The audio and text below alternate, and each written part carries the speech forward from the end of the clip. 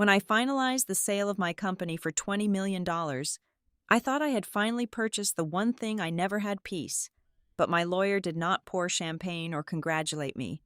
He just leaned across the desk with a deadpan expression and gave me a single, chilling instruction. "Call your parents," he said. "Tell them you lost every single penny." I am Everly Fox. At 34 years old, I had finally clawed my way to the summit. For the past 8 years, I lived on cold coffee, stale protein bars, and a relentless, burning need to prove my existence.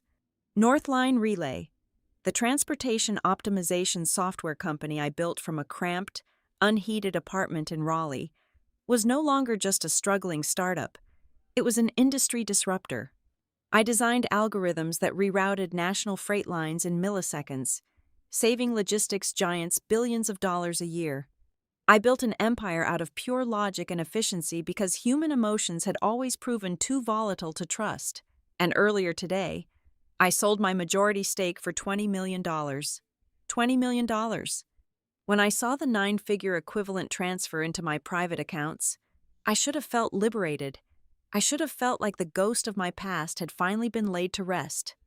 But beneath the polished veneer of a newly minted multimillionaire, an old, pathetic hunger gnawed at my stomach. I did not just want the money. I wanted the phone call.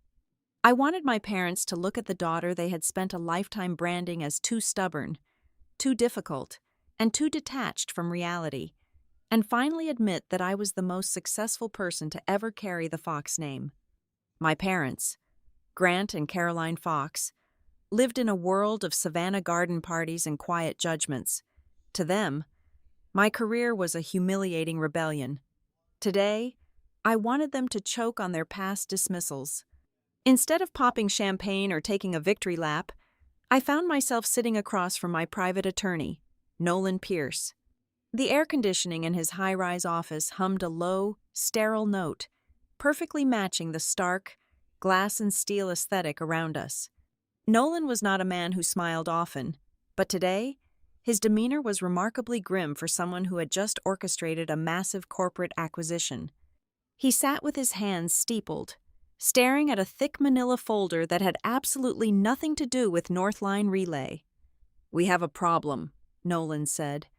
His voice was flat, completely devoid of the celebratory tone I had expected. I leaned back in the heavy leather chair, crossing my arms defensively. "The money cleared, Nolan. The ink is dry. There are no problems left."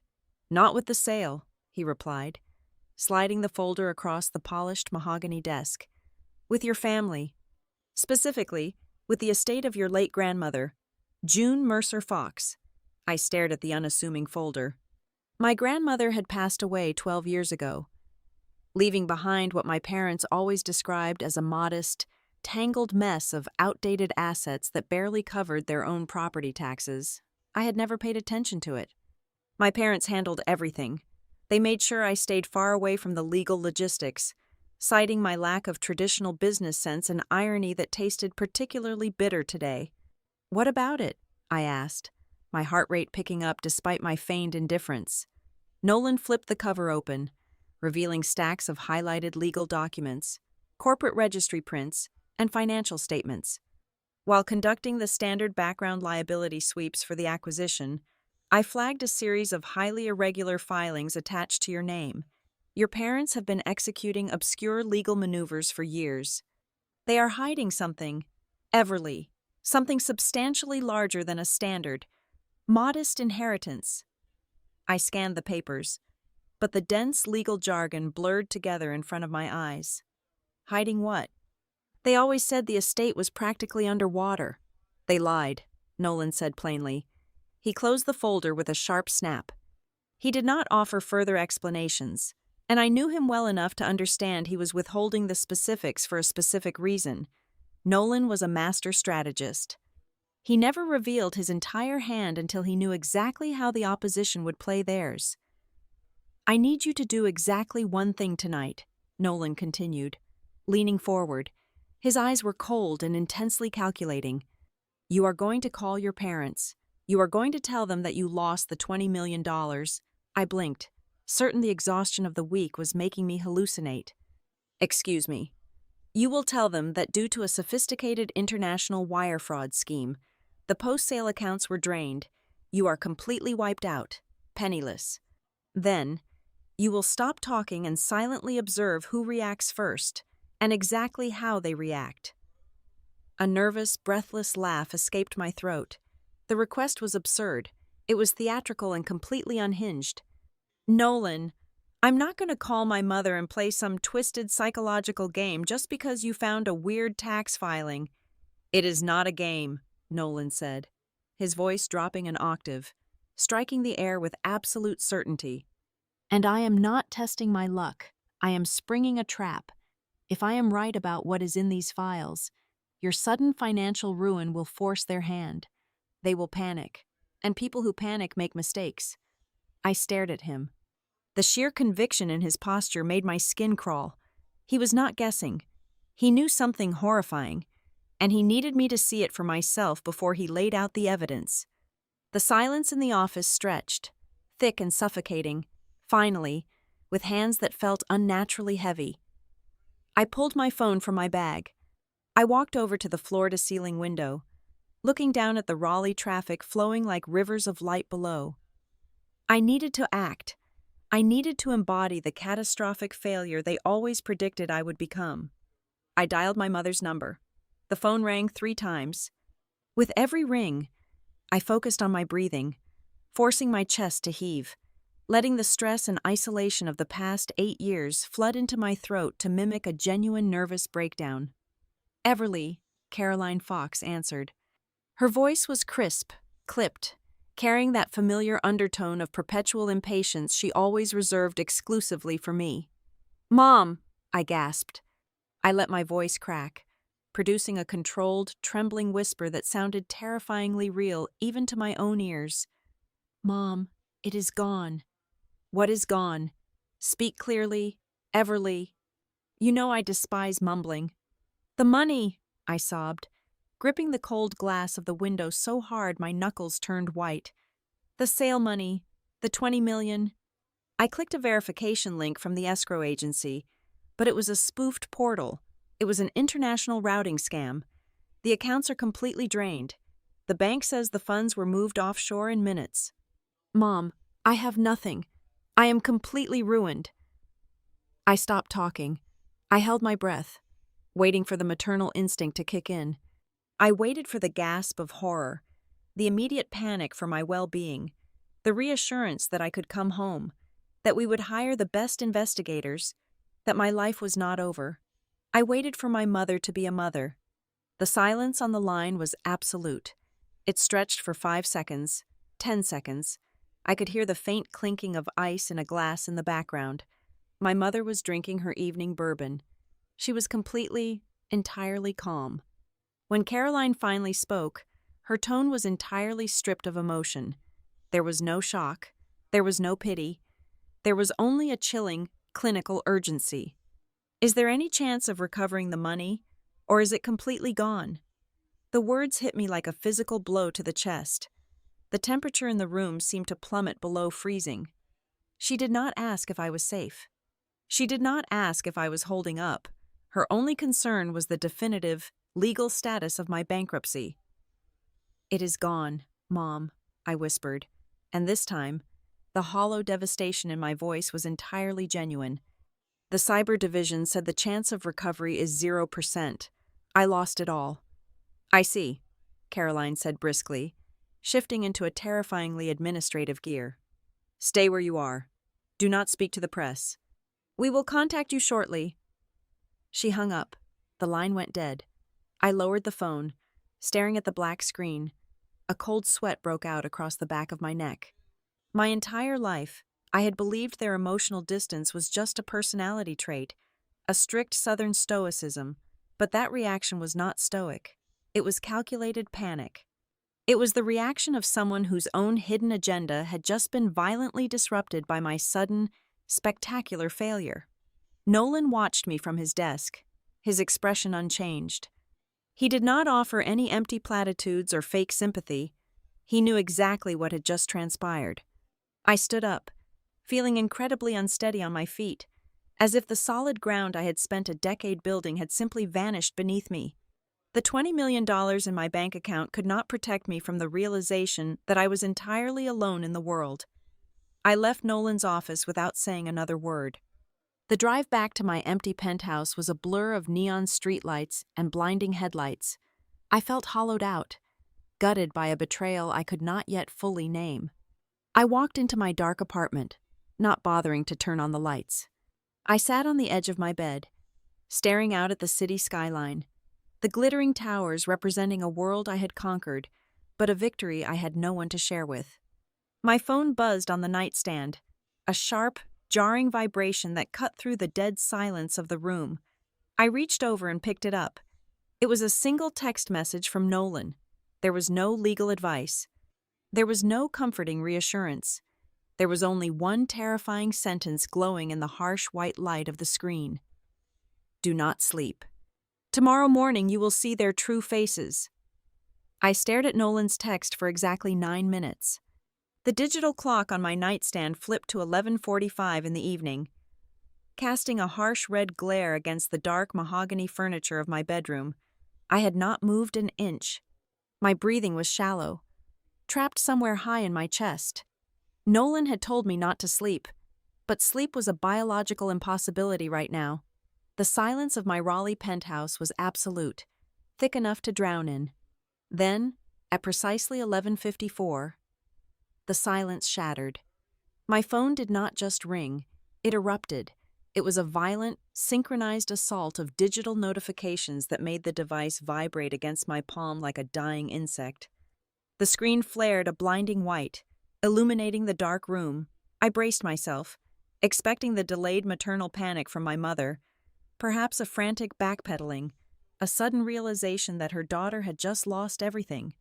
Instead, the lock screen displayed a rapid succession of names that made the blood freeze in my veins. Grant Fox, Mason Fox, Aunt Helena, Uncle Robert. Helena and Robert had not sent me a single message in 6 years.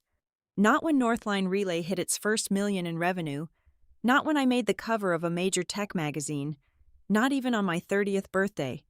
But tonight, within 10 minutes of my staged financial ruin, they were suddenly in my inbox. I ignored their notifications, my thumb hovering over the message from my father. Grant Fox was a man of few words, and every single one he ever spoke was designed to control the temperature of the room. He did not call. A phone call meant dealing with an unpredictable human variable, and my father despised variables. I tapped his name. The text was 3 sentences long. There was no greeting. There was no question about my mental state. Do not talk to anyone outside the family about this. Come back to Savannah tomorrow morning immediately. There are papers to sign. I read the words again, and then a third time. There are papers to sign. I pressed my free hand against my forehead, trying to manually force my brain to process the logic. If my mother had told him I was completely wiped out, the victim of a devastating international routing scam, what conceivable paperwork would require my immediate physical presence in Georgia? I was bankrupt in their eyes. You do not ask a bankrupt woman to sign documents unless her signature holds a value completely independent of her bank account. Before I could dissect my father's bizarre command, another message shoved its way to the top of the screen.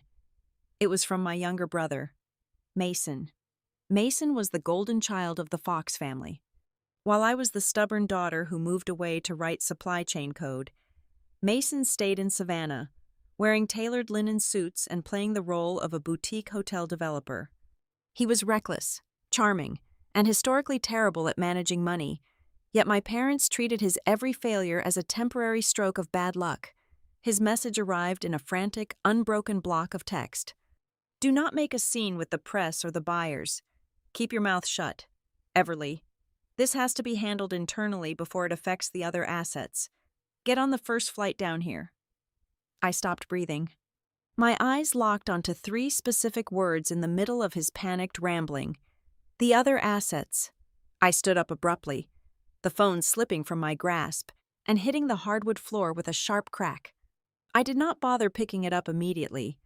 I walked to the floor-to-ceiling window and pressed my palms against the cold glass. The other assets.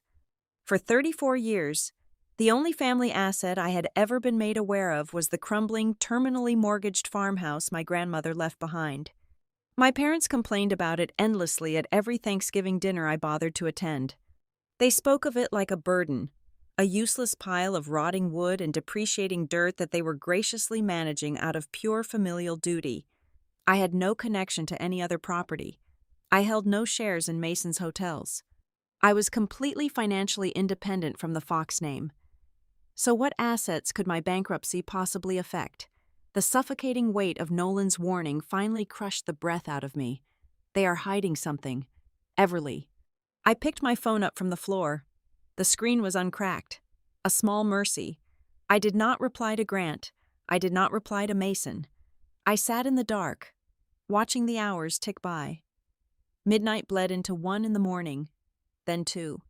My mind raced through every interaction I had ever had with my parents regarding money, the way they aggressively steered the conversation away from my grandmother's estate, the way they insisted on handling my early tax returns before I hired my own firm, the way they always made me feel like an outsider in my own bloodline, keeping me just distant enough to maintain control, but close enough to monitor my movements. At almost 3 in the morning, the phone buzzed one last time. The exhaustion pulling at my eyelids vanished instantly. The notification was from Delaney Rhodes, my maternal cousin. Delaney was a wallflower, a quiet, observant girl who usually blended into the wallpaper at family gatherings. She never took sides, mostly because no one ever asked her to. There was no text attached to her message. It was just a single image file, a screenshot. I opened the image. My hands began to shake, a fine, uncontrollable tremor that radiated from my wrists all the way to my shoulders. It was a screenshot of a group chat on a secure messaging app. The chat was titled Fox Trust Management. I was looking at a digital room containing my father, my mother, my brother, and the family accountant. A room I had never been invited to. A room I was never supposed to know existed. At the very top of the captured screen, a message from my mother, Caroline, sat like a loaded gun. She is completely broke. This is the only chance to get her signature before the riverfront deal closes. Grant, tell her to come home. Directly beneath her, Mason had replied less than a minute later. Play the sympathy card. If she is really wiped out, she will sign anything as long as she thinks she is being saved. We just need her name on the release. I stared at the glowing pixels until they burned into my retinas. The nausea hit me so hard and so fast, I had to clamp a hand over my mouth to keep from gagging. The room spun, the sharp edges of my expensive furniture blurring into meaningless shapes. The riverfront deal. I read the 3 words over and over again. My brain, trained to analyze data and find patterns, violently reassembled the reality of my entire existence in the span of 30 seconds. The profound, hollow grief I had felt just hours ago in Nolan's office evaporated, replaced by a cold, terrifying clarity. The shock was no longer that my parents had believed my utter ruin so quickly, and without a single shred of empathy. The shock was the horrifying realization of why they were so eager to believe it. They were not panicking because I was in danger. They were panicking because a multi-million-dollar property deal involving a riverfront I knew absolutely nothing about was on the line, and somehow, my name was the only key to unlocking it. Mason's words echoed in the dark room. She will sign anything as long as she thinks she is being saved. They thought I was bleeding out on the floor, and instead of calling for an ambulance, they were rushing over to harvest my organs before the heart stopped beating. They needed my desperation. They needed me broken, humiliated, and terrified of the future, so I would blindly hand over whatever hidden empire they had been building behind my back. The tremor in my hands stopped. The cold sweat dried on my skin. I closed the image and opened a new message window to Nolan Pierce. I did not type a paragraph. I did not ask for an explanation. I typed exactly 4 words. I am going home. I locked the screen and tossed the phone onto the bed. I walked into my massive, custom-built closet and pulled down a sleek leather overnight bag. I began packing precisely, methodically. A tailored charcoal blazer, a crisp white silk blouse, the kind of clothes you wear when you are about to dismantle a corporation or a family. Nolan had been right. It was not a game, and he was not testing my luck. He had handed me a scalpel and forced me to cut open the rotting underbelly of the Fox legacy. They wanted me to come back to Savannah a broken, penniless failure, ready to beg for scraps from the family table. They wanted the girl they had spent decades trying to shrink into submission. I zipped the leather bag shut, the sound unnaturally loud in the silent apartment. I was not the naive girl who left Georgia 8 years ago. I was the architect of Northline Relay. I knew how to map a system, identify the structural vulnerabilities, and execute a total systemic override. My parents had spent my entire life treating me like a liability. In just a few hours, they were going to find out what happens when the liability decides to audit the ledger. The sun had barely breached the Raleigh skyline when I pushed open the heavy glass doors of the legal firm. It was 6:15 in the morning, but the air inside was already charged with the sterile, hyper-focused energy of a war room. The exhaustion of the past 24 hours sat heavy in my bones. Yet my mind was vibrating with a dangerous, razor-sharp clarity. I bypassed the empty reception desk and walked straight into the private office. Nolan was already waiting. He stood by a massive mahogany conference table, his suit jacket discarded over a chair, sleeves rolled up to the elbows. The surface of the table was no longer empty. It was entirely covered with architectural blueprints, county tax records, and thick binders filled with dense legal filings. "Sit down," he instructed, his voice lacking any conventional morning pleasantries. He pushed a steaming mug of black coffee across the polished wood. I took a seat, my eyes scanning the chaotic spread of documents. "Tell me what you found. Tell me exactly what my family has been doing while I was building my company." Nolan leaned forward, resting his hands flat on the table. "For decades, your parents have maintained a very specific narrative about your grandmother's estate. They painted it as a financial burden, a crumbling farmhouse and a few acres of useless, sinking mud. You believed them because there was no reason not to. They complained about the property taxes at every holiday dinner," I replied, my voice tightening. "They said keeping the estate afloat was a family sacrifice."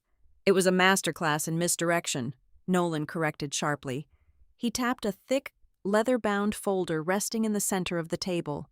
"Your grandmother, June, did not just leave behind a farmhouse.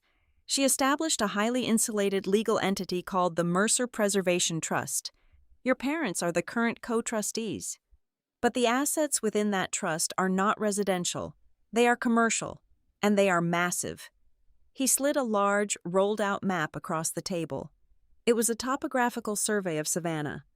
Nolan picked up a red marker and circled a vast, sprawling section of land running directly alongside the water.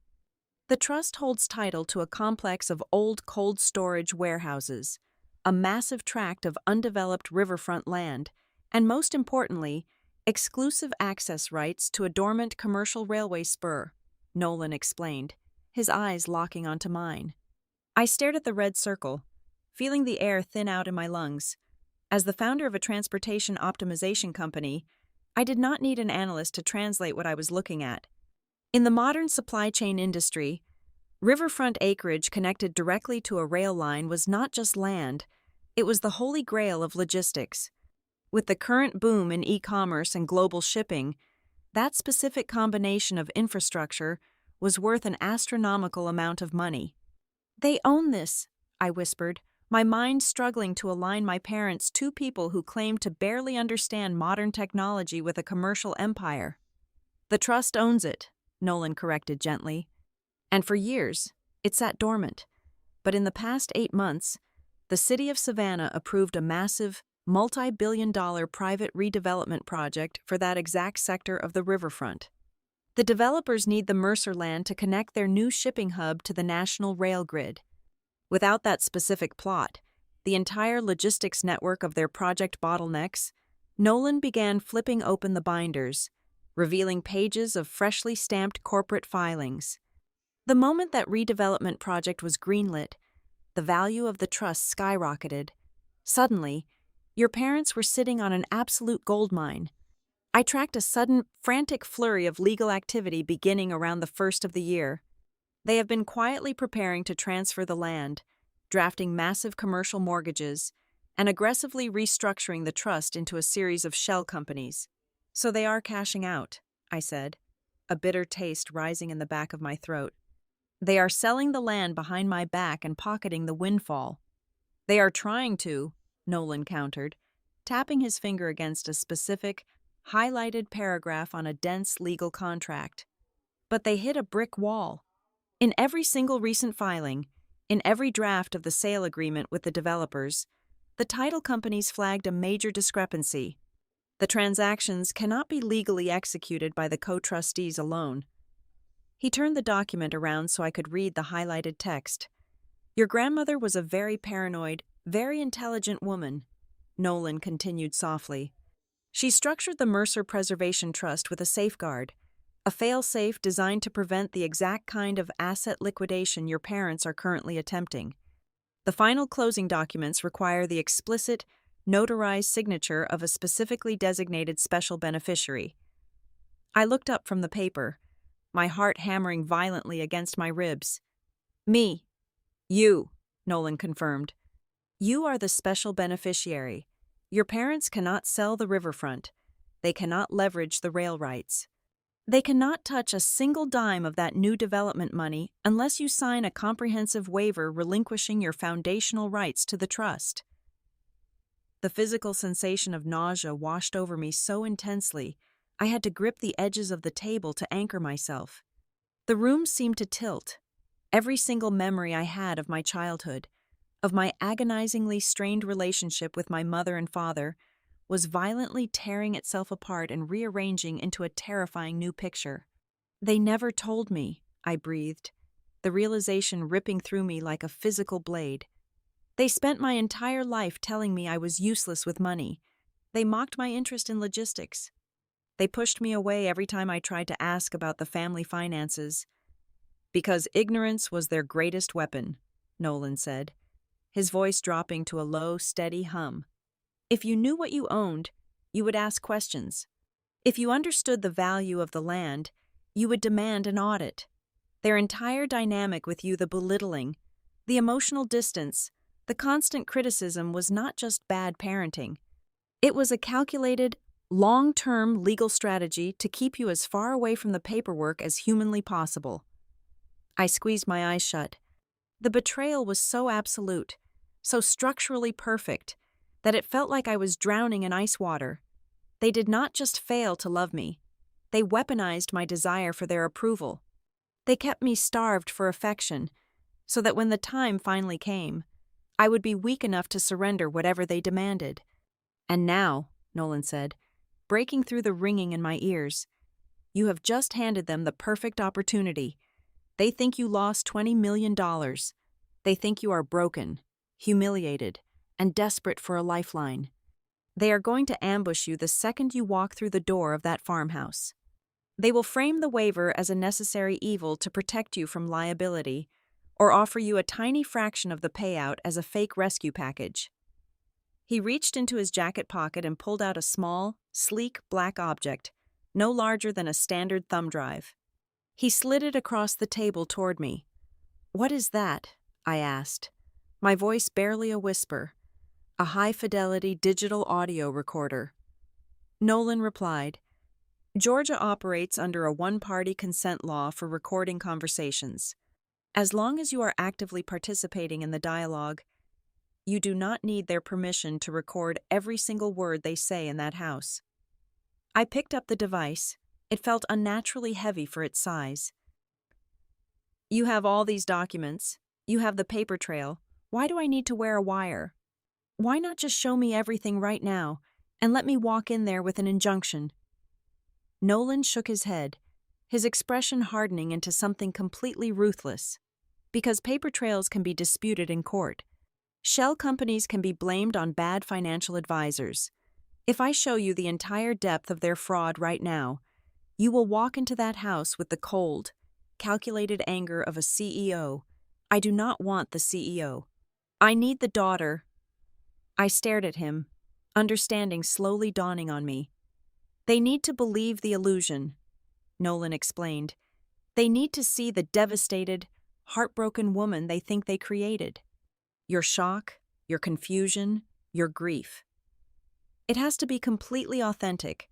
If they sense even a fraction of a percent of suspicion from you, they will shut down, destroy the drafts, and change their strategy. I need them arrogant. I need them to explain the trap out loud while the recorder is running. Once they commit their extortion to tape, I will have enough leverage to not only stop the sale, but to dismantle their entire control over the trust. I looked down at the recorder in my palm. The idea of walking into my childhood home, knowing they were looking at me not as a child to be comforted, but as a target to be liquidated, felt like preparing to walk into a burning building. I stood up, slipping the recorder into the inner pocket of my blazer. I gathered my purse, the leather strap feeling like a lead weight on my shoulder. I am leaving for Savannah now, I said, my voice finally losing its tremor, replaced by a cold, hollow calm. Nolan walked around the table, stopping just a few feet away from me. The clinical, strategic distance he usually maintained dropped for a fraction of a second. He looked at me with a profound, sobering intensity. "Everly," Nolan said, his voice piercing through the quiet of the office. "When you walk into that house, remember exactly why you are there. Do not look for an apology. Do not look for a misunderstanding. If they are more eager to get your signature than they are heartbroken over your suffering, you have to accept the reality." He paused, letting the silence stretch between us until the words hit with the force of an executioner's block. "You were never a daughter in their eyes. You are an obstacle." The gravel driveway crunched under the tires of my rental car, a harsh, grating sound that shattered the heavy Savannah humidity. I parked in front of the farmhouse. For my entire life, this two-story structure with its peeling white paint and sagging wraparound porch was the physical embodiment of my parents' supposed financial martyrdom. Today, it looked exactly like what it was: a stage set. I stepped onto the porch, the wooden floorboards groaning under my weight, and pushed the heavy oak front door open. The transition from the sweltering Georgia heat to the heavily air-conditioned interior made my skin prickle. I walked toward the formal dining room, the soles of my shoes echoing in the quiet hallway. As I crossed the threshold, my stomach plummeted. Nolan had warned me, but seeing the trap perfectly laid out in my childhood home was a visceral blow. This was not a family gathering to mourn a devastating loss. It was a corporate tribunal dressed up as an intervention. The antique mahogany dining table was cleared of its usual decorative centerpiece. In its place sat precise stacks of legal documents, 2 expensive fountain pens, a crystal pitcher of ice water, and 4 heavily starched linen napkins.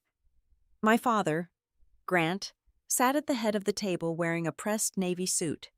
My mother, Caroline, stood near the window, her posture rigid.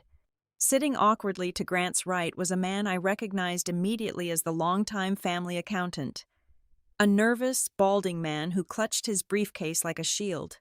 My mother crossed the room the second I appeared. She did not offer a word of comfort.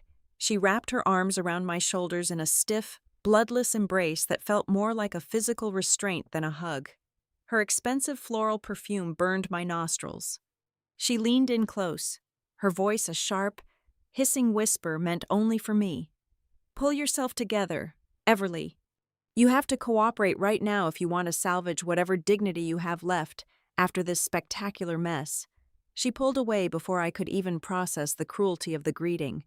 She gestured toward an empty chair directly opposite my father. I sat down. The digital recorder hidden in the inner pocket of my blazer pressed coldly against my ribs, a solid, grounding reminder of why I was really here. "Everly," my father began, his voice adopting a low, practiced tone of mournful authority, "your mother and I were entirely devastated by your phone call last night. To lose $20 million overnight to a careless cyber scam is a catastrophic failure of judgment." I kept my hands folded tightly in my lap, forcing my shoulders to slump. playing the part of the shattered, defeated daughter. I lost everything. Dad, I do not know what to do. We know, Grant said smoothly, sliding the thickest stack of paper across the polished wood toward me. And that is exactly why we had to assemble so quickly today. Your financial ruin is a tragedy, but we cannot allow your compromised state of mind to infect the rest of the family's modest holdings. You are clearly in no condition to manage assets. I looked down at the top page. It was a voluntary relinquishment of trust oversight. Because you are completely wiped out, Grant explained, tapping the page with his index finger. We need you to sign this immediately. It temporarily suspends your beneficiary rights and legally confirms that you lack the financial competence to participate in any decisions regarding the family estate. It is a protective measure. Everly. For your own good. I shifted my gaze to the far corner of the room. My younger brother, Mason, was slouched in a wingback chair. He wore a perfectly tailored linen shirt, holding a glass of iced tea. He had positioned his cell phone against a stack of coasters on the side table. The screen was dark, but the angle was perfectly aimed at my face. He was not just watching me, he was recording me. He was waiting for me to break down, to sob, to throw a hysterical fit so he could capture irrefutable digital proof that I was mentally unstable. I swallowed hard, forcing a tremor into my hands as I reached for the document. I slowly turned the pages, acting as though my vision was blurred by tears. But my eyes were sharp. I scanned the dense paragraphs, instantly spotting the poison pill Nolan had prepared me for. It was buried on the 7th page under a misleading header. If I signed this document, I would not just be suspending my rights, I would be authorizing a blanket indemnification. The clause explicitly stated that I absolved the current trustees of any and all liability regarding their management, transactions, and restructuring of the trust over the past 12 years. It was a complete legal pardon for every single dollar they had stolen, and a free pass to finalize the sale of the riverfront. Dad, I whispered, letting my voice crack perfectly. This is so much paperwork. I cannot even think straight. Why does this have to be done today? I just lost my entire company 12 hours ago. Can we not wait a few weeks? Grant's jaw tightened. The facade of the caring patriarch slipped, revealing the ruthless panic underneath. We cannot wait, he snapped, his voice rising sharply. A riverfront deal cannot wait for you to finish collapsing. The entire room went dead silent. The accountant flinched, staring down at his shoes. Mason sat up straight, his smug expression faltering for a fraction of a second. My father's face flushed a deep, ugly shade of crimson as he realized he had just spoken the quiet part out loud. He had practically screamed their hidden agenda into the open air. Caroline immediately stepped in, launching a vicious psychological offensive to cover her husband's fatal slip. Do not dare question your father after what you have done, she sharply reprimanded, slamming her palm against the back of my chair. You have no right to come in here and ask for time. You walked away from this house 8 years ago. You abandoned us to play startup CEO.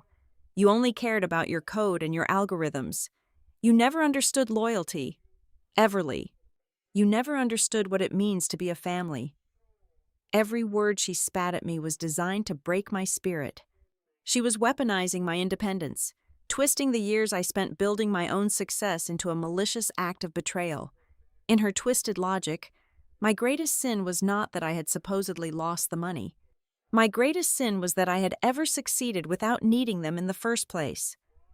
They wanted me destitute, because a destitute daughter was a compliant daughter.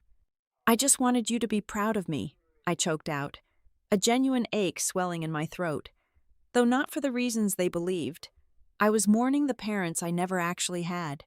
Mason let out a short, hollow laugh from his corner. He picked up his iced tea, taking a slow sip before looking at me with absolute, unfiltered disdain. Oh, spare us the victim routine, Mason sneered, his eyes locking onto mine with an icy entitlement.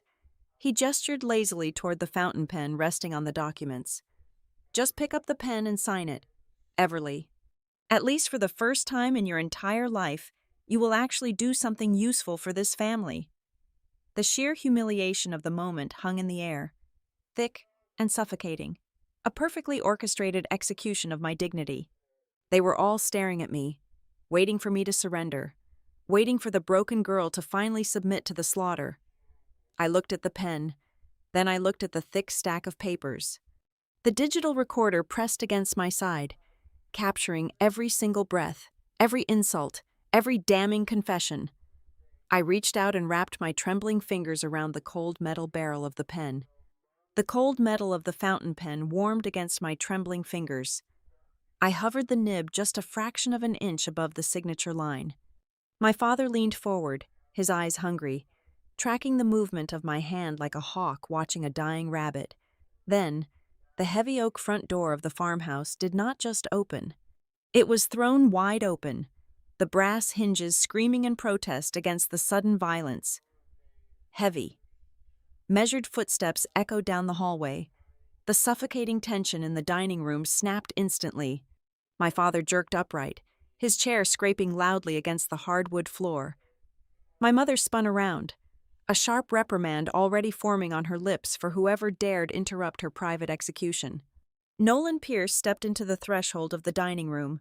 He wore a tailored charcoal suit and carried a sleek black leather briefcase. He did not look angry. He did not look out of breath. He radiated a terrifying, glacial calm that instantly dropped the temperature in the room by 10 degrees. He walked directly to the mahogany table, completely ignoring the bewildered gasps of my parents. "Who the hell are you?" Grant demanded, his face flushing a deep, dangerous crimson. "This is a private residence.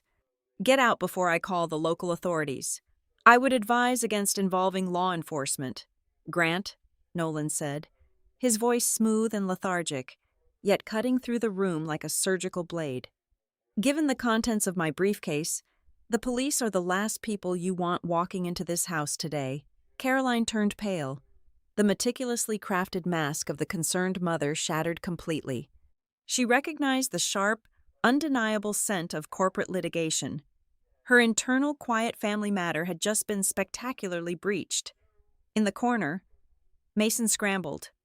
The arrogant smirk vanished from his face as he lunged forward and slapped his cell phone face down on the side table, desperate to stop the recording he had started. But it was far too late.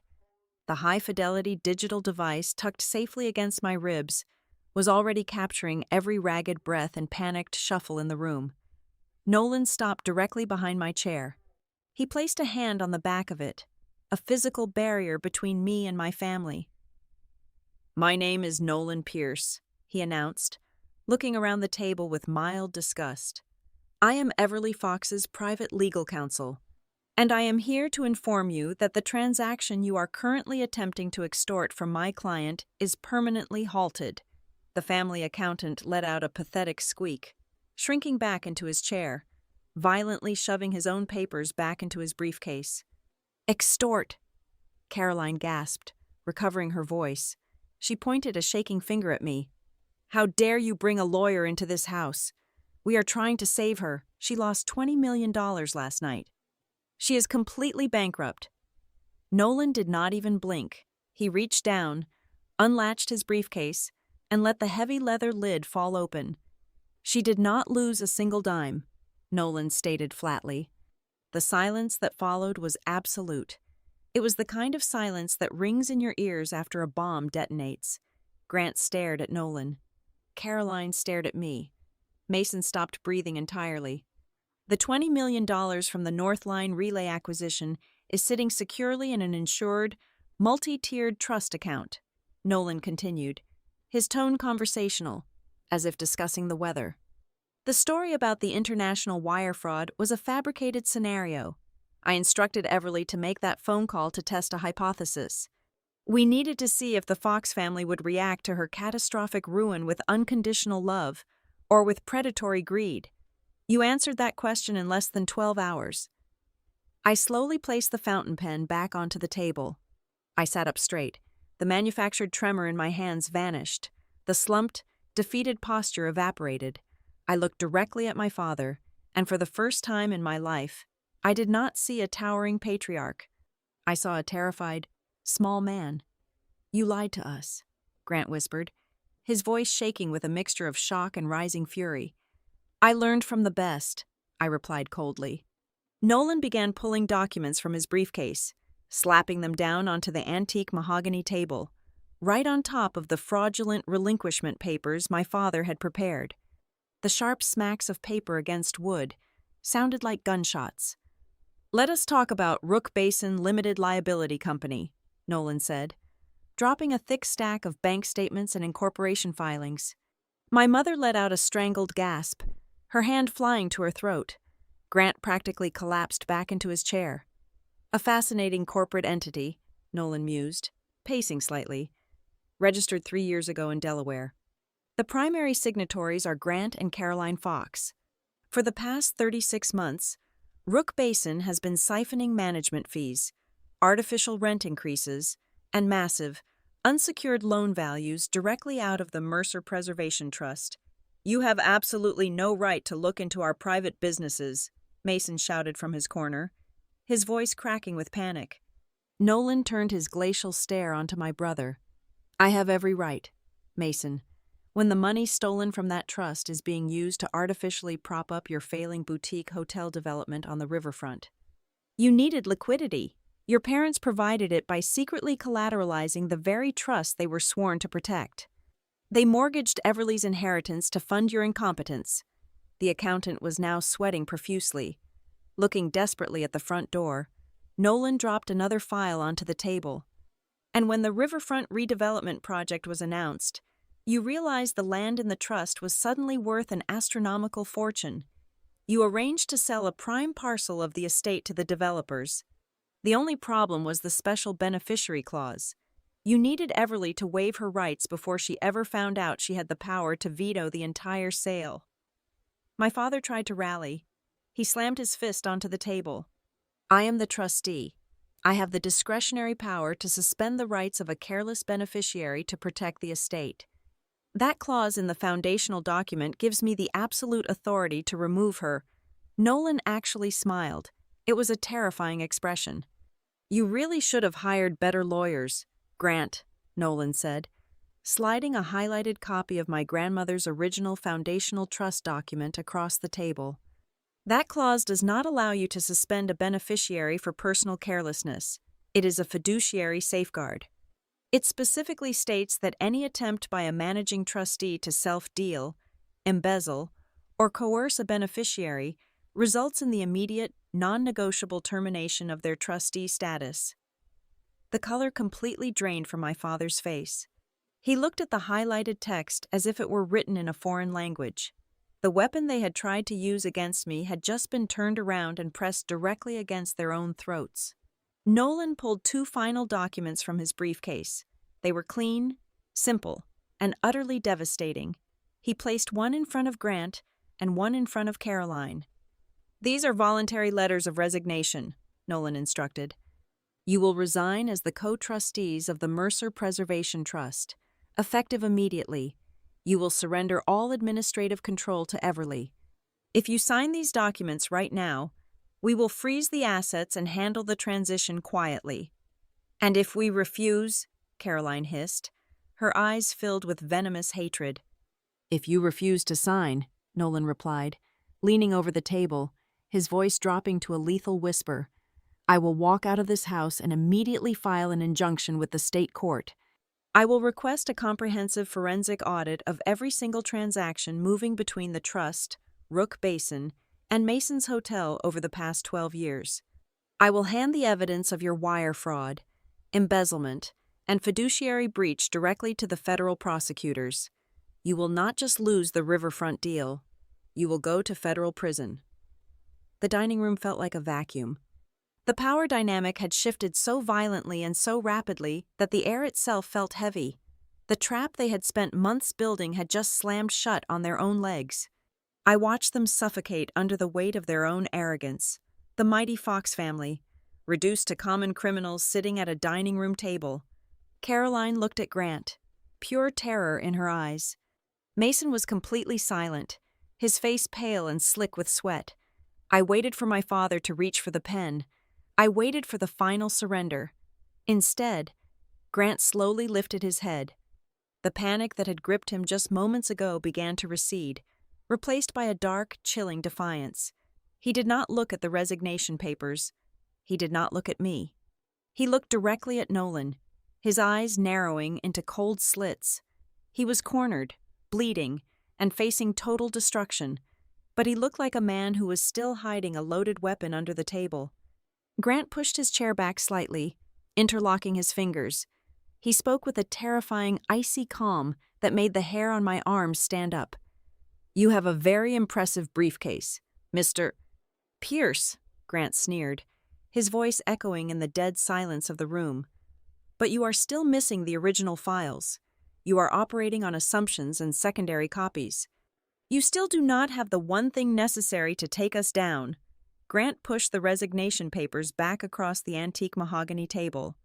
His movements were deliberately slow, an arrogant attempt to reclaim the suffocating authority he had wielded over me since childhood.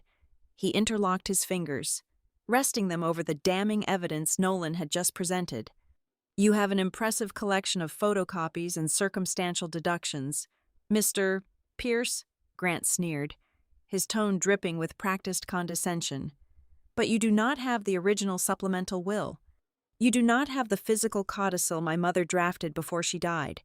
Without that specific, notarized piece of paper, your entire legal theory is nothing but a fairy tale built on administrative errors. I will not sign a damn thing, and no judge in the state of Georgia will grant an injunction based on a lawyer playing a guessing game." Seeing her husband hold the defensive line, my mother immediately changed her strategy. The vicious, attacking matriarch vanished in the blink of an eye. She collapsed back into her chair, pressing a heavily starched linen napkin to her face. She began to weep. It was a terrifyingly perfect performance, her shoulders shaking with exactly the right amount of maternal heartbreak. "How can you do this to us?" Caroline sobbed, looking at me through her tears, as if I were a monster who had just broken into her home. Every single decision we ever made, every late night, every stressful financial maneuver, was to preserve this estate for the next generation. We sacrificed our own peace of mind to keep the Fox legacy intact. And you repay our sacrifice by dragging a corporate attack dog into our dining room. You treat us like common criminals.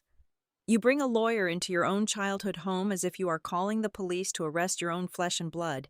You are incredibly ungrateful. Everly, you always were. The sheer audacity of her guilt trip was staggering.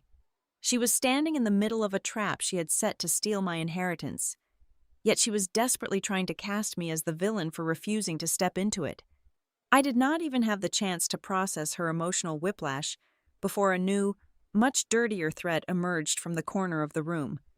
Mason had stopped pretending to be a concerned brother. He was slouched in his wingback chair, his thumbs flying furiously across the screen of his smartphone. He was not just texting his friends. He was launching a scorched earth digital counterattack. Within 20 minutes, my own phone, resting quietly in my pocket, vibrated with an urgent alert. I pulled it out to find a highly sensitive email from the lead integration officer at the firm that had just acquired Northline Relay. The subject line read simply, "Urgent inquiry regarding leadership stability." I opened the message, my blood running cold. Mason had reached out to his network of local Savannah investors, venture capital brokers, and business associates. He had spun a rapid, venomous narrative that I was suffering from a severe, acute psychiatric breakdown following the stress of the corporate buyout. He claimed I was highly unstable, hallucinating massive financial conspiracies, and turning violently against my own family in a paranoid frenzy.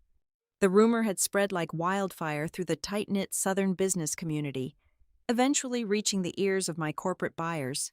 They were writing to ask, in extremely polite but panicked corporate terminology, if there were undisclosed reputational risks or mental health liabilities they needed to address before the final merger transition was completed. Mason was trying to destroy my professional reputation to discredit any legal claims I might make against them. I showed the email to Nolan. He barely glanced at the glowing screen before turning his glacial stare back to my brother. "Let him type," Nolan said quietly. though his voice carried effortlessly across the room. A smear campaign is always the desperate last resort of a drowning man. Nolan turned his attention back to his open briefcase. He pulled out a slender, pale blue folder that he had deliberately held back during the initial confrontation. He dropped it onto the table with a soft thud. "Since we are on the topic of sacrifices made for the next generation, Caroline," Nolan said, his voice entirely devoid of pity, "let us examine the June Mercer Memorial Scholarship." My mother stopped crying instantly. The linen napkin dropped to her lap. Grant shifted uncomfortably in his chair, his arrogant posture faltering.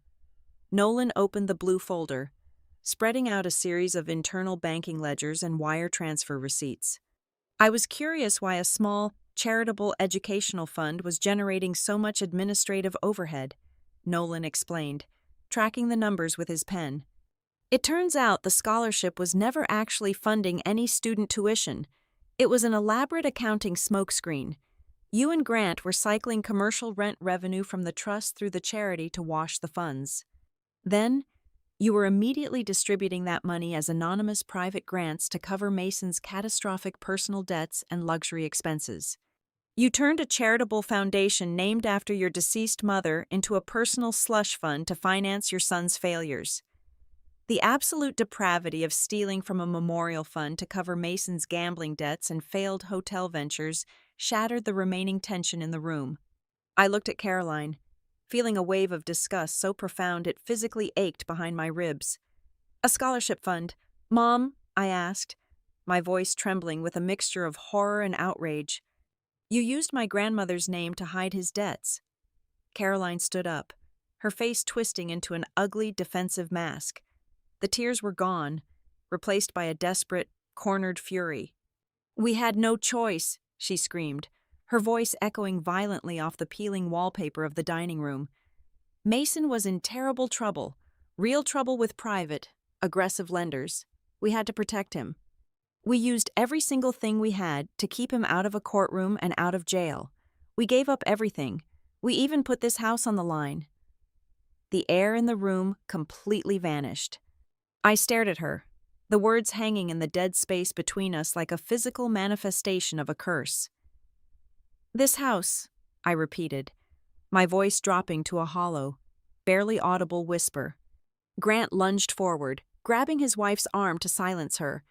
But the damage was already done. The confession had left her lips, grotesque and entirely undeniable. For my entire life, this old, creaking farmhouse was the only pure memory I had left. It was the place where my grandmother used to sit with me on the porch during the humid summer evenings, teaching me how to play chess while my parents ignored me inside. They had always sworn that no matter how difficult the property taxes became, they would never, ever sell or leverage the farmhouse because it was a sacred family monument. They told me it was the one thing they were protecting for the sake of our history. "You mortgaged the farmhouse," I said, stating it not as a question, but as a finalized death sentence for my entire childhood. "You took the only piece of her memory that actually meant something to me, the only place in the world I ever felt safe, and you handed the deed over to a bank to bail out your golden child." Caroline refused to look at me. She stared stubbornly at the far wall, her silence confirming every horrible, heartbreaking truth. She had traded my only sanctuary for Mason's mistakes, and she had never intended to tell me. That was the exact moment the very last remaining thread of my empathy snapped. The lingering, pathetic ache of a daughter wanting to be loved by her parents completely evaporated, leaving behind a cold, absolute vacuum. I did not feel angry anymore. Anger requires passion, and passion is a vulnerability. I felt nothing but a surgical, mechanical resolve to dismantle them piece by piece. They had gambled away my sanctuary in secret.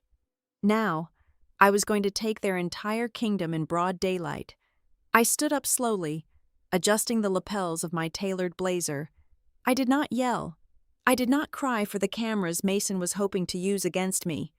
I looked at the three of them with the detached, clinical observation of someone studying an infestation that needed to be eradicated. Nolan snapped his briefcase shut. The sharp click echoed through the silent room like a gavel striking wood. He stepped close to my side, his presence a solid, immovable wall against their chaos. He leaned in slightly, his mouth hovering just inches from my ear, ensuring his words carried only to me. "Let them keep their empty house," Nolan whispered, his tone vibrating with a dark, dangerous anticipation. "The real war is no longer in this living room. It is going to be fought where they think they are the safest. We are taking this into the ledgers, and we are going to tear open the estate archives." The heavy, oppressive humidity of Savannah felt different now. It no longer felt like the nostalgic blanket of my youth. It felt like a physical manifestation of the secrets my family had buried.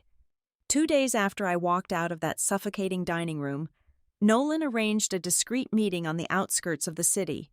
We sat in a dimly lit, vinyl booth diner that smelled faintly of stale coffee and industrial bleach, far away from the polished social circles my parents frequented. Sitting across from us was Tessa Boone. She was a sharp, nervously energetic woman in her late 40s, who had served as the primary bookkeeper for the trust until her abrupt, unexplained resignation exactly 2 years ago. She kept glancing at the diner entrance, her hands wrapped tightly around a ceramic mug.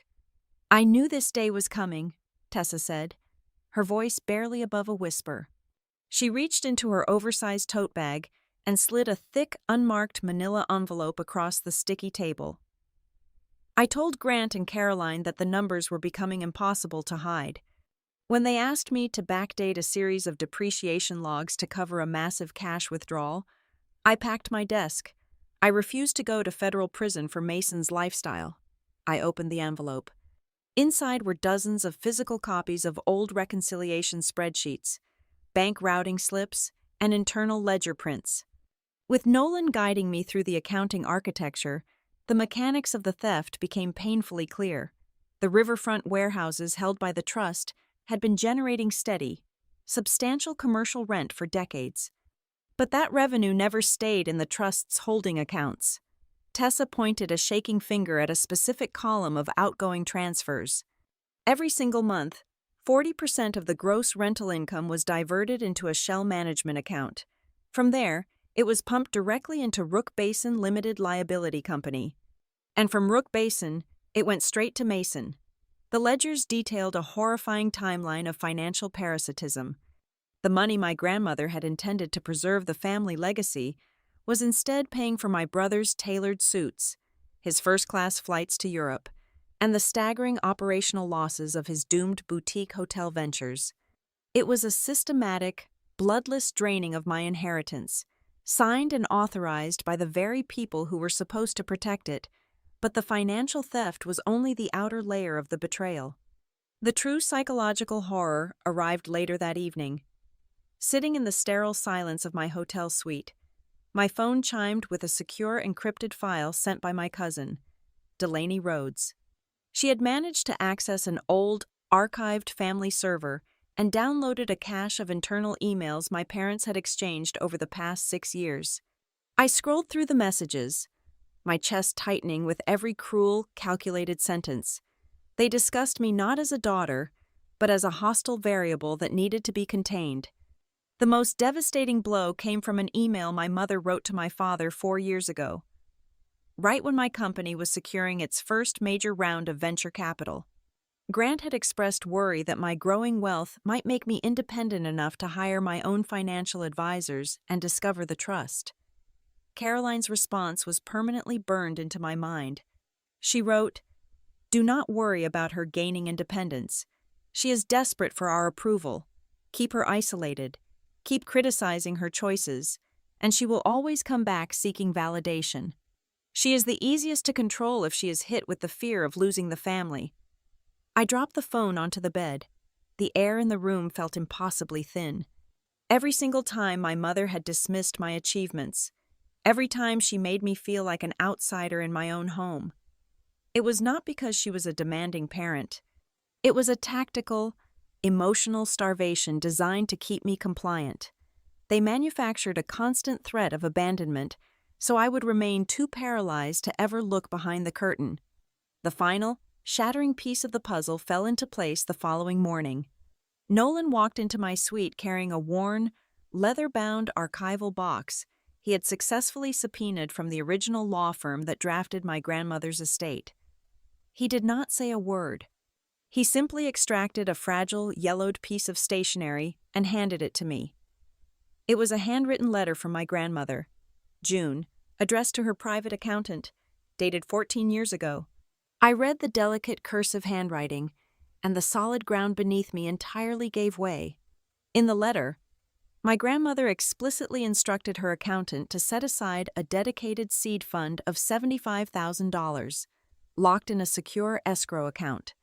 The instructions were crystal clear. The money was to be released to me the moment I decided to launch my own independent business venture.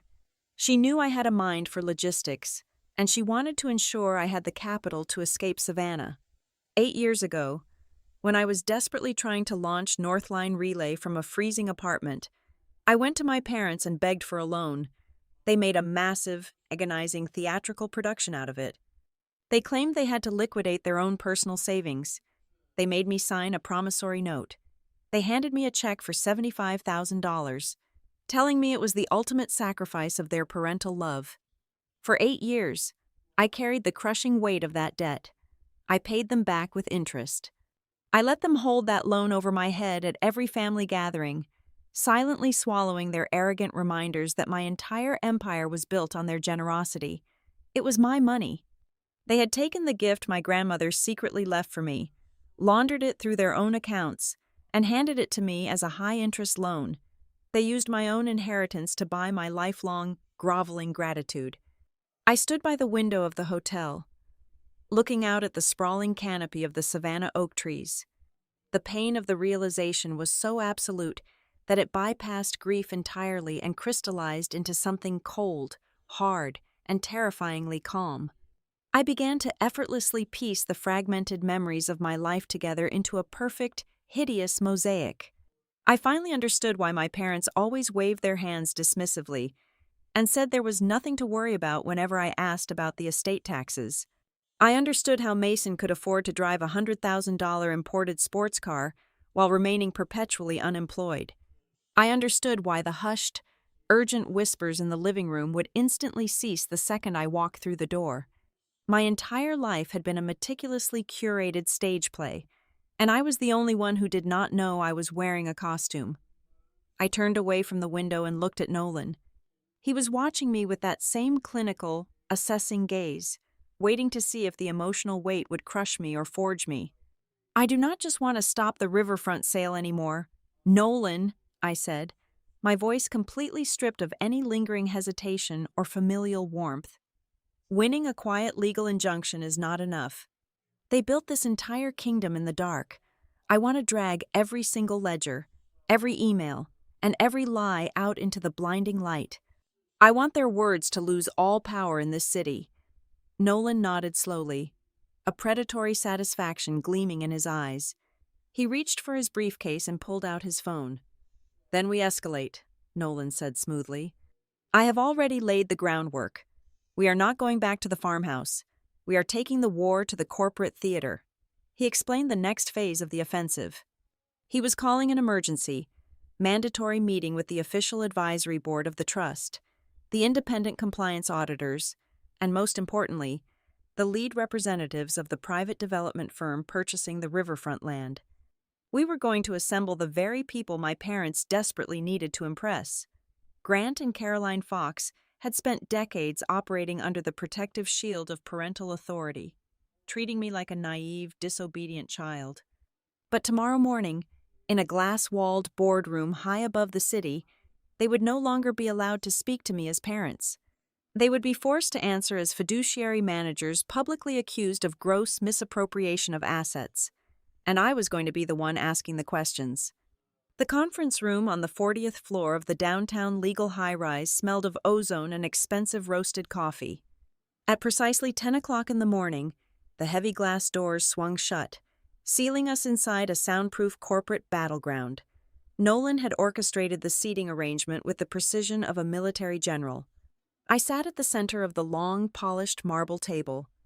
To my right sat the independent compliance auditors and two lead acquisition directors from the private riverfront development firm, wearing tailored suits and expressions of mild irritation.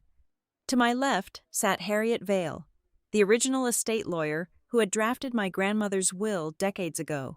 She was a frail but incredibly sharp woman in her late 70s, her hands resting quietly over a worn leather briefcase. When my parents and my brother walked into the room, they did not look like cornered criminals. They looked like royalty who had been summoned to traffic court. Grant took the seat directly across from me, casually unbuttoning his suit jacket. He carried an air of impenetrable arrogance, operating under the delusion that this was merely a minor administrative hurdle. In his mind, all he had to do was delay the proceedings, stall the injunction, and keep the developers engaged until the riverfront money washed away his decade of financial crimes. Caroline sat beside him, refusing to make eye contact with me, her chin tilted upward in defiance. Mason took the seat nearest the door. I did not glare at them. I did not offer a greeting. I sat perfectly still, my hands resting lightly beside a formidable stack of documentation, the reconciliation logs, the wire transfer receipts, and resting right on top, the sleek digital audio recorder. The sheer lack of emotion on my face was the first thing that cracked their armor. Mason saw the recorder. His arrogant posture instantly collapsed, his eyes darting frantically toward the exit. He was the weakest link, a man who had never faced a consequence in his entire life. Suddenly realizing the exits were locked. "Let us make this brief," Grant announced, leaning forward and addressing the development directors, completely ignoring Nolan and me. "My daughter has recently undergone a severe professional trauma. This meeting is the unfortunate result of a highly emotional misunderstanding regarding family assets. I assure you, the trust remains fully operational, and our timeline for the riverfront transfer is completely unaffected." "That is a fascinating guarantee, Grant," Nolan interrupted smoothly, rising from his chair. "Especially since you do not actually possess the legal authority to transfer a single blade of grass on that riverfront." Grant's jaw tightened. "I am the managing trustee." Nolan ignored him, turning his attention entirely to the two developers. This was the brilliant cruelty of Nolan's strategy. He was not here to argue with my father. He was here to poison the well. Nolan slid a series of stapled dossiers across the marble table toward the developers. "Gentlemen, before you wire a 9-figure acquisition fee to the Mercer Preservation Trust, I strongly advise your legal department to review the ownership structure of Rook Basin Limited Liability Company." The lead developer frowned, opening the dossier. "What you are looking at is a systematic, unauthorized collateralization of the very land you are attempting to buy," Nolan explained, his voice echoing cleanly in the quiet room. "The current trustees have secretly leveraged the riverfront property to fund private, high-risk commercial debts. Furthermore, the foundational trust document strictly requires the notarized consent of the special beneficiary to execute any sale. You are currently negotiating with individuals who have no clean title, no legal clearance, and a massive, undisclosed lien history." The color drained from the developers' faces. In the corporate world, dirty titles and hidden liens were radioactive. The lead developer closed the folder, his expression hardening into a mask of pure professional hostility. He looked at Grant not as a respected business partner, but as a severe liability. "Is this accurate, Grant?" the developer asked, his voice sharp and unforgiving. "Are we sitting here negotiating for an encumbered asset?" "It is an internal restructuring issue," Grant barked, his calm facade shattering into defensive panic. "It will be resolved internally. We are handling the beneficiary signature this week." Mason could not take the pressure. The room was closing in on him, and the instinct for self-preservation overrode whatever family loyalty he possessed. He pushed his chair back, holding his hands up defensively. "I have nothing to do with the management of those accounts," Mason stammered, his voice pitching high with cowardice. "I am just a passive recipient. I do not make the administrative decisions. My parents handle the transfers. I am completely separate from the sale negotiations." I finally spoke. My voice was low, steady, and utterly devoid of pity. "Are you really separate, Mason?" I asked. I reached into my folder and pulled out a single sheet of paper. It was a printed copy of the encrypted email Delaney had recovered. I slid it across the marble surface until it stopped right in front of him. "Nolan," I said, keeping my eyes locked onto my brother's terrified face. "Could you please read the highlighted text for the room?" Nolan picked up his own copy. An email sent from Mason Fox to Grant and Caroline Fox, dated 3 days ago. Quote, "You have to lock down her signature before Friday. If she does not sign the relinquishment by the end of the week, the development investors will inevitably see the special inheritance clause during the final audit, and the entire deal will collapse." End quote. A suffocating silence descended upon the boardroom. Mason stared at the paper as if it had suddenly caught fire. He opened his mouth to speak, but no words came out. He had just been publicly exposed as the primary catalyst of the extortion attempt. He had thrown his parents under the bus, and in return, Nolan had backed over him with a freight train. Caroline closed her eyes, a look of profound, nauseating defeat washing over her features. Grant was breathing heavily, his hands balled into tight fists on the table. "This is a witch hunt," Grant hissed, though his voice lacked its usual booming authority. "You are twisting family correspondence out of context. I am still the trustee, and I still control the archives." "Actually," a thin, gravelly voice interrupted. Everyone turned toward the end of the table. Harriet Vale adjusted her wire-rimmed glasses. She had been sitting so quietly that her sudden intervention felt jarring. She opened her battered leather briefcase and pulled out a heavily embossed legal ledger. "You control the active administrative archives, Grant," Harriet corrected, her tone carrying the absolute, uncompromising weight of the law. "You do not control the sealed addendums." Grant froze. The anger in his eyes was instantly replaced by a flash of genuine, unadulterated terror. "Before June Mercer passed away," Harriet continued, addressing the room at large, "she entrusted my firm with a physical, sealed codicil regarding the Mercer Preservation Trust. Her instructions were remarkably specific. The codicil was to remain locked in a private bank vault, entirely inaccessible to the managing trustees." "And what are the conditions for opening it?" Nolan asked, playing his part perfectly. "The seal may only be broken," Harriet recited from memory, "upon the presentation of credible evidence that the managing trustees have engaged in self-dealing or have attempted to coerce, intimidate, or disenfranchise the designated special beneficiary." She looked directly at me, then at the audio recorder resting on the table.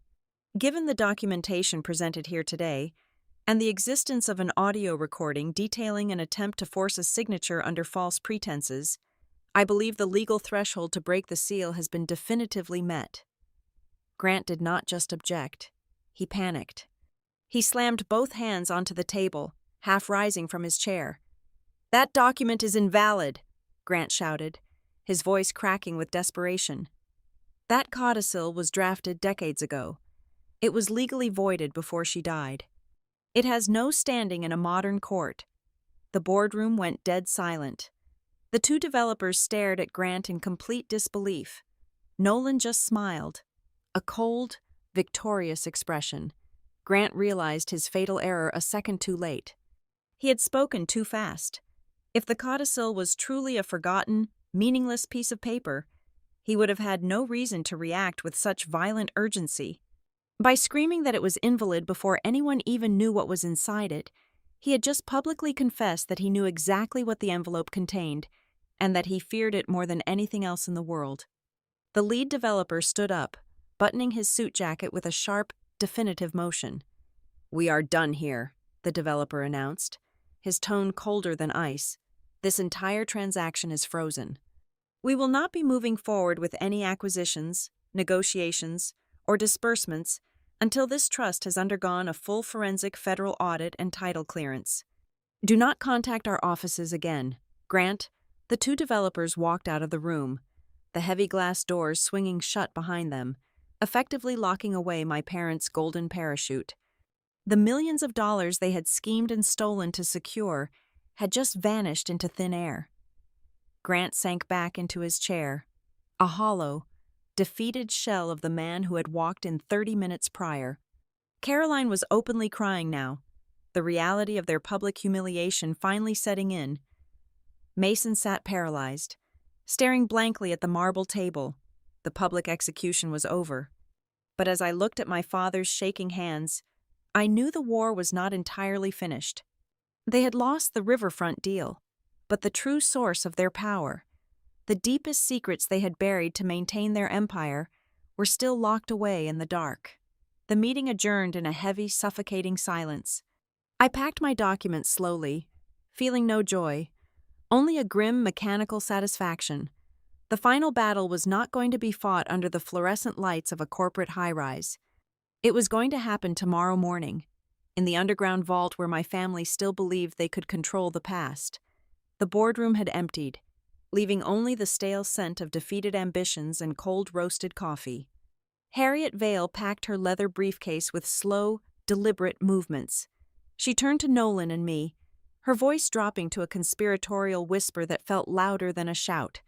The original physical codicil is locked inside a high-security archival vault at the Savannah Sovereign Depository, Harriet confirmed, adjusting her wire-rimmed glasses. The protocol of the institution is absolute. Breaking a sealed testamentary document requires the physical presence of the designated estate executor, the current trustees, and the special beneficiary. We convene tomorrow morning at exactly 9 o'clock. I expected my parents to spend the remainder of the afternoon barricading themselves behind their high-priced defense attorneys. I expected a vicious legal countermaneuver. Instead, they attempted a far more insidious tactic. At precisely 4 o'clock in the afternoon, my phone rang. The caller identification displayed Grant Fox. I answered, putting the device on speakerphone so Nolan could hear. My father's voice was completely stripped of the booming, arrogant patriarch persona he had wielded like a weapon for 3 decades. He sounded remarkably, terrifyingly gentle. It was the voice he used when trying to close a difficult business deal, wrapped in a sickening layer of manufactured paternal warmth. "We do not need to tear each other apart in public," Grant reasoned, his tone smooth and carefully modulated. "Your mother and I have discussed the situation. We are willing to step down quietly. We can arrange a private, off-the-record settlement right now. You take the reins of the trust, and you drop the threat of a forensic audit. We just ask that you leave Mason his operational shares in the boutique hotel. A quiet compromise to keep the family intact." I listened to the faint, static hum of the line. The sheer audacity of the request made my stomach turn. They were asking me to ignore a decade of embezzlement and fraud to save my brother's ego. But beyond the insult, my analytical mind caught the structural flaw in his negotiation. If my father genuinely believed Harriet's codicil was an outdated, legally void piece of paper, he would have let us march into that depository and humiliate ourselves. He would never offer a preemptive surrender unless the alternative was total annihilation. He was not trying to compromise. He was terrified. He was trying to buy time to eliminate the threat. I hung up the phone without saying a single word. Nolan was already pacing the floor of my hotel suite, his eyes dark with anticipation. "They are going to make a physical move tonight," Nolan predicted, his voice tight and urgent. "People like your father do not accept defeat. They alter the battlefield." Within 2 hours, Nolan had petitioned a sympathetic state judge. He secured an emergency legal injunction, completely freezing every single asset, transfer, and deed modification attached to the Mercer Preservation Trust for the next 48 hours. But Nolan did not stop at the courthouse. He made a quiet, undocumented call to the head of security at the Savannah Sovereign Depository. He issued a strict warning that the Fox family archival box was the subject of a volatile civil dispute and was at an extremely high risk for unauthorized, nocturnal tampering. The anticipation made sleep an absolute impossibility. I sat by the window of my suite, watching the streetlights flicker against the thick canopy of oak trees outside. The city felt like a massive predator, holding its breath in the dark. At 2:30 in the morning, my phone vibrated violently across the nightstand. The caller identification displayed Delaney Rhodes. I answered immediately. "Everly," my cousin whispered frantically, her voice trembling so hard I could barely understand her. "I was driving home from a late shift at the hospital. I just passed the depository district downtown. I saw your father's car. He and Mason were parked half a block from the private banking entrance. They were just sitting there in the dark with the engine off. The image of my father and brother lurking in the shadows outside a bank like desperate thieves sent a violent chill down my spine. The great, untouchable Foxmen, the pillars of Savannah society, reduced to prowling the streets in the dead of night to steal a dead woman's letter. They were willing to commit a felony burglary to keep me from reading my grandmother's final words. The morning air was thick, suffocating, and heavy with impending rain when we arrived at the depository at 8:45. The building was an imposing fortress of gray stone, polished brass, and bulletproof glass. We gathered in the hushed, cavernous lobby. Grant and Caroline arrived minutes later. Mason walked a few paces behind them. His face was pale and drawn, his eyes darting nervously toward the security cameras mounted in the corners of the ceiling. A tall man in a tailored suit approached our group. He introduced himself as the senior vault manager. Before he led us toward the subterranean elevator, he stopped and looked directly at my father with a gaze of pure, professional disdain. "Mr. Fox," the manager said smoothly, his voice carrying perfectly across the quiet marble lobby.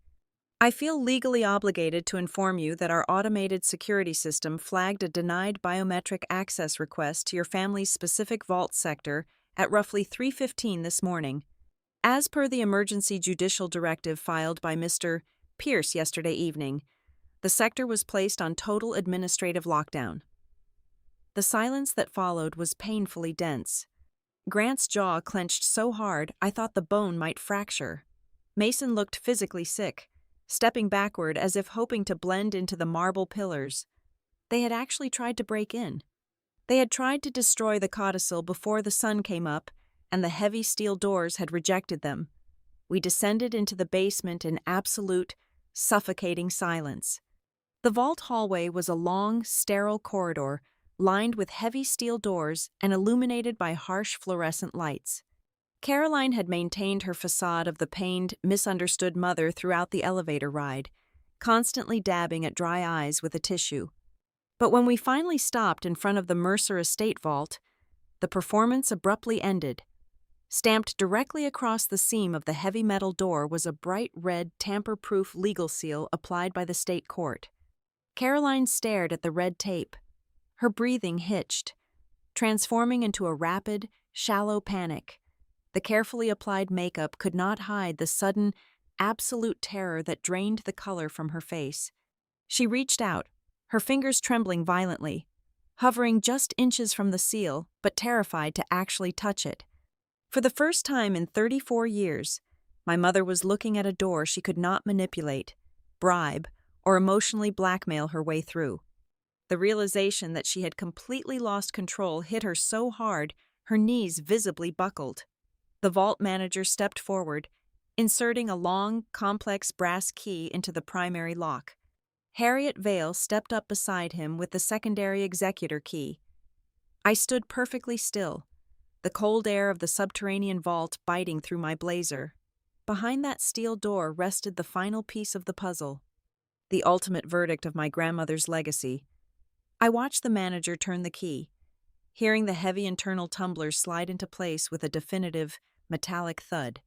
I knew that in just a few minutes, the heavy metal hinges would swing open. I would either reclaim the absolute truth of my past, or I would witness the final, irreversible betrayal of the people who were supposed to protect me. The heavy steel hinges groaned in the sterile silence of the subterranean room. The vault manager stepped back, pulling a large, heavy metal lockbox from the designated shelf for the Fox estate. As he set it down on the stainless steel inspection table under the harsh fluorescent lights, the breath caught in my throat. The box was not pristine. Deep, jagged metallic scratches violently marred the area surrounding the primary locking mechanism. Someone had taken a desperate, aggressive tool to the metal, trying to force it open. The vault manager immediately tapped the screen of his security tablet. He pulled up the high-definition surveillance footage from exactly 3:15 in the morning. The digital video played in crystal-clear resolution, showing Grant and Mason Fox standing right outside the secondary security gate. They were sweating, panicked, and aggressively trying to pry open the access panel before the biometric scanner permanently locked them out. Despite the irrefutable video evidence playing right in front of him, my father maintained a rigid, delusional posture.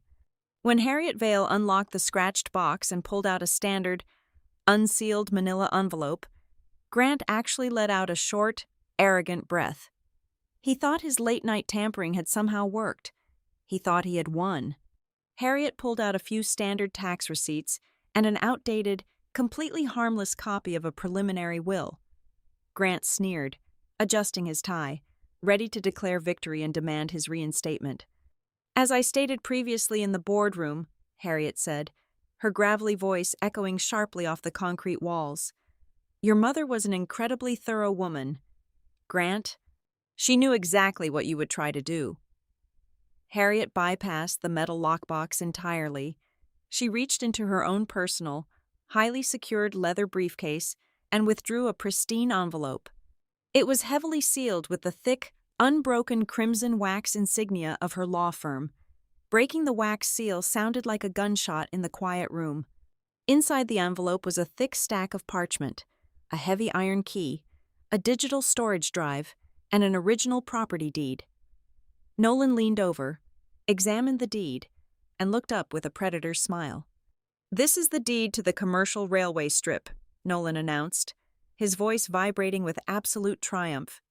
"The exact, precise strip of land the riverfront developers desperately need to connect their logistics hub. Without this specific deed, their entire billion-dollar project is nothing but useless dirt, and this deed is titled exclusively under the special beneficiary." Harriet plugged the digital drive into her portable tablet. The screen flickered to life, and suddenly, my grandmother was sitting in the room with us. The video quality was old, but June Mercer Fox looked directly into the camera with the sharp, unrelenting intelligence I remembered so vividly from my childhood. "Grant, Caroline," June's recorded voice spoke, stripping away the heavy silence of the vault. "If you are hearing this, it means you have allowed your greed to eclipse your duty to this family. I always knew the riverfront properties would eventually explode in value. I also knew you would view Everly not as a daughter to share that prosperity with, but as an obstacle to eliminate." June detailed the ultimate failsafe. The clause was ironclad. If there was ever documented proof that the managing trustees attempted to coerce, intimidate, or defraud the special beneficiary out of her rightful inheritance, their fiduciary status was immediately and permanently revoked. Total control of the Mercer Preservation Trust, including the railway deed, would instantly transfer to me. Nolan stepped forward to deliver the final, lethal blow. He did not yell.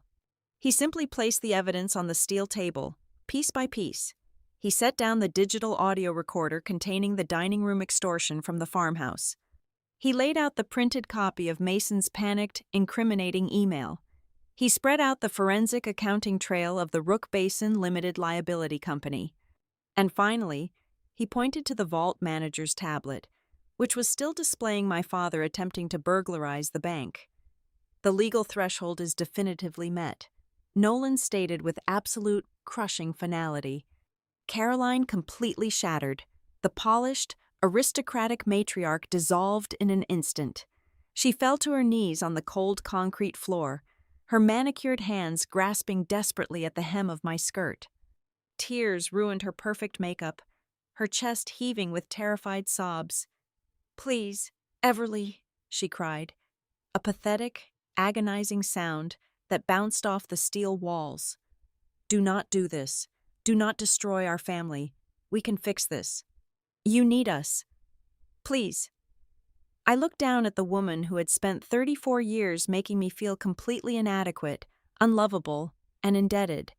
I felt absolutely no warmth, but I also felt no rage. The emotional hold she had over me was entirely gone. I am not destroying the family, Mom, I said, my voice completely steady and cold. This family ended a long, long time ago. Today is simply the day the paperwork finally caught up to the reality. The execution was swift and absolute. Right there in the vault, Grant and Caroline were officially stripped of all trustee powers, pending a massive federal forensic audit. Mason's discretionary funding was instantly terminated. Without the stolen trust money to prop up his failing venture, his boutique hotel project collapsed before noon. His private investors pulling out the second the news of the frozen assets hit the wire. Every single past transaction they had authorized was locked down for severe legal review. While Harriet finalized the transfer documents, I opened the handwritten letter my grandmother had left specifically for me. Her cursive was elegant and deliberate. She wrote that she gave me the power over the estate, not just to protect the physical land, but to protect my own soul.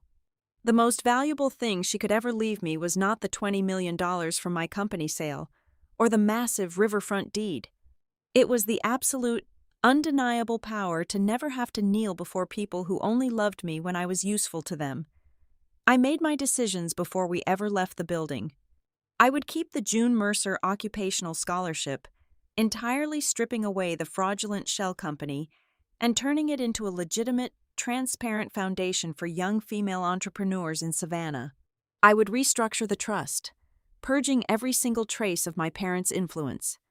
And I would use the railway deed to summon the developers back to the table, renegotiating the entire riverfront acquisition entirely on my own terms. For the very first time in the history of the Fox family, absolutely no one was going to speak for me. I walked out of the Savannah Sovereign Depository with Nolan by my side. The heavy, oppressive storm clouds from the morning had finally broken. The bright, blinding Georgia sun poured over the white stone steps of the bank, warming my skin. I reached into the pocket of my blazer and wrapped my fingers around my grandmother's heavy iron key. Just 2 days ago, I sat in a high-rise office and made a phone call, pretending I had lost $20 million in the middle of the night. But standing in the brilliant sunlight, I realized the absolute truth. I did not lose a single thing that night. I gained my voice, I reclaimed my past, and I finally earned the right to walk completely away from the toxic ruins that other people called a family. Thank you so much for listening to my story. Please let me know in the comments where you are listening from so we can connect and share our thoughts. And do not forget to subscribe to Maya Revenge Stories channel. Like this video, and support by hitting the hype button so this story can be heard by many more people.